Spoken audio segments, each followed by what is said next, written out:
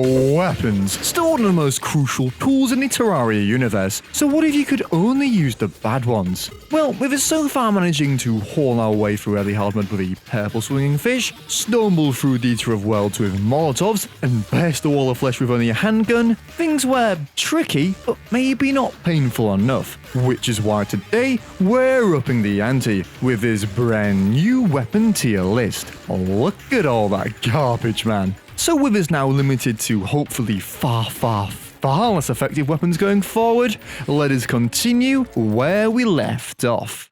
Oh, and yeah, something subscribe. Boom! Would you believe it? But we actually managed to clutch the wall of flesh, right? Yeah, I was obviously not gonna die, was I? However, before we expose ourselves to the horrors of early Hardmode, we had some business to attend to. Yeah, this is all contraband now, which is why I was absolutely over the moon to see we'd received the one wall of flesh weapon we can actually use, the Breaker Blade. So, what's the plan? Well, with us unfortunately getting the wrong emblem for our Force Miller class choice, I wasted no time finding our Aether biome to shimmer it. And you know, while I was mindlessly digging around for way too long, I suddenly realized something. Wait a minute. Why didn't I get the altars? So, with us taking a quick detour to get a nice early start on the ore tree, not only did we have the beauty that is titanium gear waiting for us, but also plenty of spelunkers to hopefully make it quick. And things were looking up at first, with the Breaker Blade, while not being remarkable, still being competent enough to fend off basic underground enemies. But oh boy, if only I knew what was coming, because although we were making good progress on the ores, crafting our lovely mithril pick for the final tier, it just wasn't quick enough, because on return back to base, I was greeted with the news that a pirate invasion was imminent. No, dude. And let me tell you, this was our long overdue wake-up call, with our pre-Hardmode armor and less than ideal true melee weapon, making this event an absolute nightmare. Like, all I'm trying to do here is craft myself some upgrades, which we didn't even have enough for in the end. You're gonna stay, right? No, you're not. So, with us hilariously delving back underground, while the invasion was still completely hot. What are you doing underground? Wait, what? We needed to hatch a plan, and if you hadn't guessed already from us savagely invading a spider biome, it was to obtain the one legal weapon that actually had more than 3 feet of range. Of course, I'm talking about the Poison Staff. And you know, while this isn't a weapon you hear about often, thanks to its superior big brother, with such simple and cheesable obtainability, maybe it wouldn't be so bad after all. And oh god, I was wrong, because as you can see, apart from its horrific projectile spread, even shots that do hit don't necessarily deal much damage. I guess we'll have to take it though, because that extra bit of range meant the world at this stage. Right, with us first quickly hopping back to the Aether for a sorcerer emblem, it's about time we sorted out this damn invasion. Of course using the way I only knew how, none other than by constructing the legendary Volcano Farm of Death. This thing meant that for the most part, we could entirely AFK the whole invasion, simply by only using one bucket of the finest rocks liquefied by heat. And with this setup, maybe we could finally chill out for a bit. Just kidding, no we couldn't, because aside from the odd pirate cursed jump scare, we had one final Dutchman to kill, which although I was deeply hoping a pirate staff from, actually gave us a discount card, which with my memory to equip, would be completely useless. Okay, let's cut to the chase here. We're proper underpowered, which is why it's time for some upgrades. Firstly with us scouring the sky to murder a million harpies for a nice set of wings, but also getting a treasure magnet to help with some mage-themed accessories. With these equipped and a decent-ish reforged made, it was time to return underground, because there were 2 main things we needed to maximize our early Hardmode mage setup. A star cloak from a regular mimic, and B, an NPC I'm not sure I could live without, the wizardy man himself.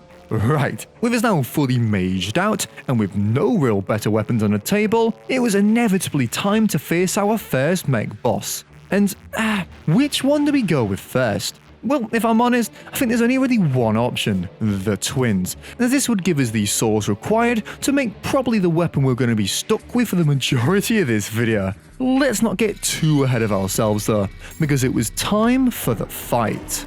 And man, despite the poison staff's ranged projectiles, it'd be an understatement to say this thing didn't pack a punch, forcing me to fly extremely close to the sun just to deal chips of damage. However, this did not feel impossible, as with most bosses in Terraria, I just needed to stay alive. Which I didn't do here. No, dude. That was just a warm-up though, right? Which is why the next night, we went straight back into it. And now with our understanding of the fight in a much higher place, I wanted to single out Spasmatism, as he would definitely be the biggest problem for us later. So with Retinasa completely decimated, we were on the home run. And you know, even with our limited mobility, which was a little dodgy at times, I was slowly but surely able to drain its health. And just like that, we had successfully defeated the twins using nothing but the miserable poison staff. This was a huge moment for this playthrough, as if you hadn't figured out by now, this gave us the ability to craft the magical harp,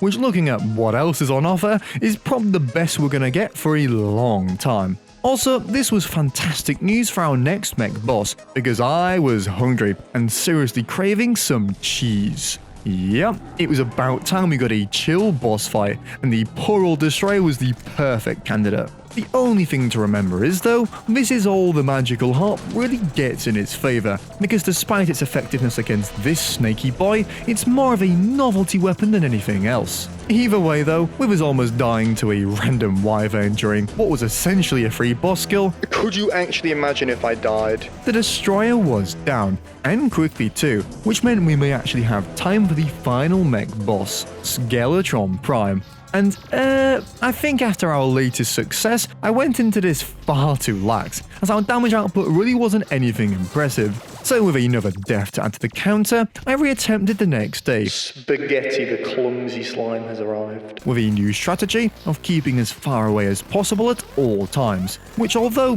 did make the fight drag on, did result in our third and final mech boss defeat.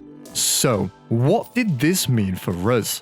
Well, unfortunately not a lot, as despite a subtle hallowed armor upgrade, we were stuck with the now underclass weapons we had, so we had to try our absolute best to make it work, as Plantera was now on our radar. Right then, with a celestial emblem added to our mage accessory collection, and us just bumping into a wild paintball gun, presumably after the events of last night, it was time to head to our jungle, because we had some grinding to do, starting with the fun process of vacuuming as much glowy green stuff as humanly possible, because let me tell ya, we're gonna need a lot. Oh my god, that actually gave me a jump scare. And now with my heart rate back at a more stable rate, plus some life roots consumed for increased health, if you hadn't guessed why I was suddenly buying enough dynamite to blow up Parliament, wait, what? It was time for our dreaded Plantera arena construction. Oh, and I almost forgot, using all the chlorophyte we'd obtained, we could actually make some completely new weapons. Not like I'm going to be using them though, is it? It was just nice to have something new in our hotbar, because after finally finding our Plantera bulb a continent away from our arena, typical, it was time for the magical harp to really impress me, as it had to take out this tanky plant all on its own, who wasn't exactly eager at first. Come on, Plantera. Come on, Plantera. But after a bit of persuasion, we were up and running. And I have to say, this was by far the most challenging fight of this playthrough so far, as although we didn't have a time limit, my puny damage output gave Plantera so many opportunities to dwindle my health, and after a chaotic second stage, it looked like it was all over. But amazingly, thanks to just luck I guess, as I was hitting every tentacle I had the chance to, we managed to defeat her, with just a minuscule 25 health left. So what was our reward for such a heroic battle?